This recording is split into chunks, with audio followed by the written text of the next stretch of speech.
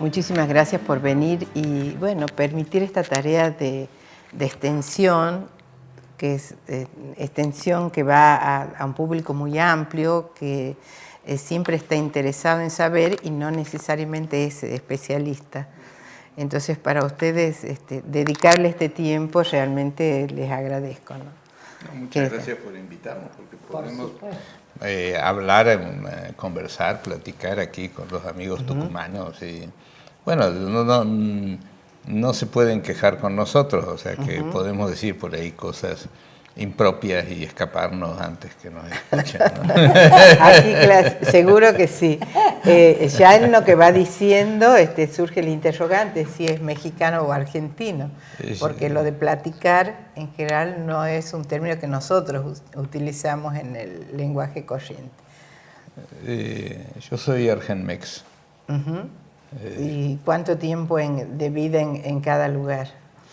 Bueno, yo viví en Argentina hasta los 29 años, luego viví un poco menos de 3 años en Perú y vivo en México desde fines del 1978.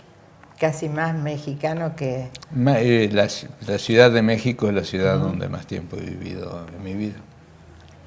¿Qué le dio México y Argentina en estos, diría, qué le aportó en esto que son sus temas de interés de trabajo? Seguramente fue por trabajo a México, porque se dedicó a las religiones, a estudiar las religiones. Yo soy antropólogo e historiador.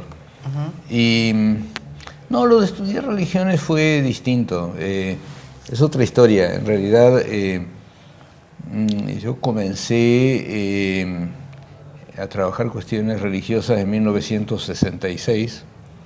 En que una de mis compañeras de estudio, que era de la Acción Católica, me invitó a participar de un grupo de estudios sobre los documentos del Concilio Vaticano II. Entonces yo le dije, pues yo no soy católico. Entonces ella me dijo, el concilio plantea dialogar con los cristianos, con los hermanos separados, etc. No, le dije, no somos hermanos, yo no soy creyente. También con los no creyentes. Bueno, entonces me dijo mi amiga. La alternativa. La alternativa. Y entonces dije, bueno, vamos a dialogar, a conversar. Y luego participé 3 años, entre el 66 y el 68, estudiando los documentos del Concilio Vaticano II y Teilhard de Chardin, que era de alguna manera el teórico del concilio. Y después, bueno, seguí trabajando y como antropólogo y finalmente conseguí, recuerdo, una cátedra en San Juan. Como antropólogo fui a San Juan y ahí trabajé religión popular y profundicé en México, en Perú estudié en la Pontificia Universidad Católica del Perú, hice una especialización en antropología de las religiones y luego me fui a México y ahí era muy interesante porque México es un país muy distinto a Argentina, donde hay una separación bastante fuerte entre el Estado y la Iglesia Católica y entonces había pocos especialistas en cuestiones religiosas, entonces sí, para mí fue muy interesante porque entonces tenía podríamos decir, una capacitación o una capacidad que los colegas mexicanos no tenían tanto un desarrollo, ¿no? Entonces comenzamos a trabajar cuestiones religiosas. México tuvo una guerra de religión entre 1926 y 1929, un conflicto armado prácticamente la última guerra de religión en el mundo occidental. Entonces era un tema muy difícil de tocar. Que de alguna manera sigue siendo, ¿no? ¿O no? No, ahora se puede... Bueno, sigue siendo, pero no creo que sea tan complicado. Yo recuerdo cuando yo llegué a México me dijeron que lo mejor era no hablar de la Virgen de Guadalupe, de fútbol y de política, ¿no? Entonces yo me especialicé en religión y política y además hice un libro estudiando la Virgen de Guadalupe. La Virgen de Guadalupe, ¿no? Entonces, en general podríamos decir que la sociedad mexicana es bastante receptiva a que se la estudie. Y además, a diferencia quizá de otros países, la antropología tiene un estatus muy alto, ¿no? Entonces, sí se reconoce el trabajo del antropólogo, se lo toma en cuenta, etc. Y entonces pudimos... Y además lo otro que entramos a trabajar eran las cuestiones vinculadas con el desarrollo de las alternativas religiosas, particularmente el protestantismo, el pentecostalismo, etc. Entonces, para los mexicanos fue un alivio porque, como diciendo, bueno, por fin viene alguien a estudiar esas cosas que sabíamos que ahí estaban, pero que nadie lo hacía, ¿no? Bueno, se abriría todo un campo de preguntas respecto a la fuerza y a la presencia y a los matices que tiene la religión en México. Pero si nos vamos al coloquio, como para situar esta charla, ¿cuál fue la motivación del coloquio? ¿Cómo surge la temática? No, el coloquio es el 6º coloquio de ALER. ALER es la Asociación Latinoamericana para Estudios de las Religiones, que tiene sede en México en la Escuela de Antropología, en la Escuela Nacional de Antropología e Historia, y el presidente de ALER es Helio. Y ALER hace coloquios y congresos. Bueno, yo tuve mi primer contacto con ALER hace no sé cuántos años que se hizo en Buenos Aires, ¿te acuerdas? Sí. Ahí fue la primera vez. Bueno, yo estudio religión, vos sabes, María Blanca, hace muchos años con María Eugenia Valentier. 98. En el 98. Y yo fui porque vi que había esto y qué sé yo, y de repente llegué a un lugar y me sentí muy bien con este grupo. Y bueno, y después seguí yendo y qué sé yo, y ahora ya soy miembro de ALER. Pero el año pasado estábamos en San Salvador del país, de El Salvador, y entonces se veía ahí que el próximo congreso, que es el año que viene, va a ser en Puerto Rico, y yo me atreví a proponer que sea en Tucumán el coloquio, que es más especializado. El coloquio es religión y sociedad, y yo decidí, ahí les propuse, digamos, hacerlo etnicidad, religión y esclavitud, porque justamente en este año se cumplen los 200 años de la Asamblea del año 13, que fue absolutamente pionera en toda América en su espíritu libertario con los esclavos. Entonces así surge que este coloquio, que siempre se llama en ALER Religión y Sociedad, aquí el tema fue etnicidad, religión y esclavitud a 200 años de la Asamblea del año 13. ¿Qué es esclavitud? ¿Cómo acotaríamos el tema? No sé, ¿qué te contestás vos? Si ahora me quiere echar el paquete. Ella sabe y nos trajo aquí bueno, no, en definitiva, el problema, lo que sucede es que no hay una sola definición de esclavitud.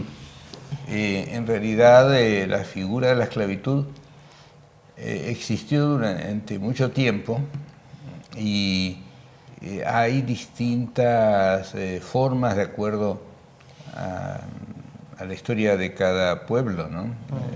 Para decirlo en pocas palabras, sería la subordinación de una persona a otra. Y esa subordinación implica una subordinación total, aunque hay matices, ¿no? Por ejemplo, hay esclavos que pudieron ahorrar dinero y comprar su libertad. O sea que la subordinación, sí, está claro que al esclavo no le pagas un salario, pero en muchos casos el esclavo cumplía ciertas responsabilidades u obligaciones con el amo y luego quedaba como en libertad de hacer otras actividades. Entonces es una institución bastante compleja. Por ejemplo, en el judaísmo había esclavitud por deudas, pero después venía el jubileo y ahí todos los esclavos se cancelaban todas las deudas y todos los esclavos por deudas quedaban liberados, ¿no? Entonces hay distintas modalidades. Y también hoy en día, en términos modernos, hay otra forma de esclavitud que es fundamentalmente la trata de personas con fines de explotación sexual, etcétera, que también es una forma de esclavitud o de esclavitud laboral, ¿no es cierto? Recientemente en varios países, incluso Argentina, se han como liberados personas que estaban trabajando en condiciones infrahumanas y como esclavos laborales pagando deudas, etcétera, ¿no? Entonces, no es algo... Creo que este asunto de la esclavitud hay que entender que no es algo, para decirlo en términos racistas, de los negros, y que además fue en la colonia, ¿no? Sino que es una institución que lamentablemente ha estado a lo largo de mucho tiempo de la historia de la humanidad y que todavía sigue teniendo vigencia. ¿Y qué formas de esclavitud podemos decir que hay en la Argentina al día de hoy? En la Argentina, actualmente, en el coloquio fue muy interesante porque, por ejemplo, la gente de comunicación presentó una forma de esclavitud, que es la esclavitud a la propaganda, digamos, al mercado, al consumo, como una forma de esclavitud muy particular, porque no, en lugar de los esclavos del consumo soñar con la liberación, sueñan con entrar al consumo y están con entrar a la esclavitud. Claro, el consumo es una forma de la esclavitud, porque también se trabaja, se le quita horas a la vida, a la buena vida, que puede ser el compartir con los amigos, la familia, la naturaleza, etcétera, para poder consumir más, ¿no? Es una forma de esclavitud, pero muy particular y peligrosa, porque el neoliberalismo ha hecho que deseemos entrar en esa forma de esclavitud. Ahora, pareciera que el concepto de adicción sí. Se ajustaría más a esa realidad también, que el de esclavitud. Sí, lo ven... Porque de todos sí. modos existe la posibilidad de estar sí. o no estar en esas sí. condiciones, digamos. Sí, pero también los esclavos huían y se hacían cimarrones, ¿no? Sí, también. Y después hay otras formas de esclavitud. Hemos visto también en el coloquio el tema del género, las mujeres esclavizadas en la sociedad patriarcal, es decir, las mujeres esclavizadas a sus maridos o a sus parejas, o bien otros esclavos en el sentido de personas diferentes que por su condición diferente no han tenido otra cosa que hacer que prostituirse, por ejemplo, y que no pueden, es una forma también de esclavitud, no poder tener, que la sociedad no les da una alternativa no es fácil buscar la alternativa de salir de eso, ¿no? Con los grupos de inmigrantes eso todavía eso sí iba tenemos a decir, ¿no? Con los inmigrantes como figuras claramente de esclavitud, porque por supuesto, no pueden disponer de su vida. No pueden disponer de su vida. Nosotros hemos visto como algunas etnias que han venido, que entre ellos mismos se han esclavizado por trabajo esclavo, y que muchas veces hemos visto, por ejemplo, ropa tan barata, por ejemplo, que muchas veces he escuchado decir, esto alguien lo paga, ¿no? Porque alguien está haciendo este trabajo y alguien lo paga, porque si no, no puede valer esto. No, en realidad el trabajador que lo está pagando. Lo está pagando esa diferencia que habría con el mercado. Con el mercado. Y también Por ejemplo, en la servidumbre doméstica, ¿no? Muchas veces la gente de ciertas poblaciones entregan sus hijos a familias pudientes, supuestamente los tienen que vestir, educar, etcétera, que muchas veces no hacen eso y puede ser que les vaya muy mal, y que son formas de esclavitud, muchas veces están trabajando sin salario, etcétera, ¿no? Y jornadas de todo el día, ¿no? Entonces, ese fue un aspecto. El otro aspecto fue las cuestiones religiosas, ¿no? Y en definitiva, en la sociedad hay, podríamos decir, un pluralismo religioso, una gran diversidad, no solo dentro de religiones diferentes, sino dentro de las mismas estructuras religiosas, ¿no es cierto? Que hay muchas formas de, por ejemplo, hay muchas formas de ser católico, etcétera, ¿no? Entonces, ¿y qué religión tiene más presencia, más fuerza en México? esa es una buena pregunta, ¿no? Porque alrededor del 20% de la población son evangélicos y alrededor del 73% son católicos y el 7% no son creyentes, podríamos decir, en grandes cifras. Pero estos son, pero muchas veces los católicos nunca van a misa, no tienen un desempeño como católicos, y los evangélicos... O una pertenencia a la iglesia fuerte, digamos. Pues no a la iglesia, sino que hay que diferenciar entre lo que es la iglesia como institución del catolicismo como una identidad confesional, una identidad religiosa que no necesariamente implica una adhesión a la iglesia. Muchas veces la iglesia dice: yo represento el 70% de este país, ¿no? Por ejemplo, pero no, la iglesia no está en condiciones de movilizar a ese 70%, y eso incluso hacen cosas que la iglesia como institución dice que no hay que hacer. Entonces, ¿como por ejemplo? Por ejemplo, divorciarse. O sea, la más sencilla, ¿no? No entremos en otras más complicadas, ¿no? Bueno, las podemos decir mientras uno no se... No, pero y generalmente la gente hace énfasis en el aborto, cosas así más complejas, pero en términos estrictos, la Iglesia Católica no acepta el divorcio. Y Argentina con Chile fueron los países que tardaron más prácticamente en todo el mundo occidental en aceptar el aborto, ¿no? Digo, el divorcio. El divorcio. Perdón. Pero la gente se divorciaba y entonces recurría a una serie de figuras exóticas como separarse en Argentina y luego casarse en el extranjero. Entonces, cuando yo recuerdo una vez un abogado argentino, amigo mío, se le presentó otro amigo a que le hiciera el divorcio del matrimonio que él había contraído en México.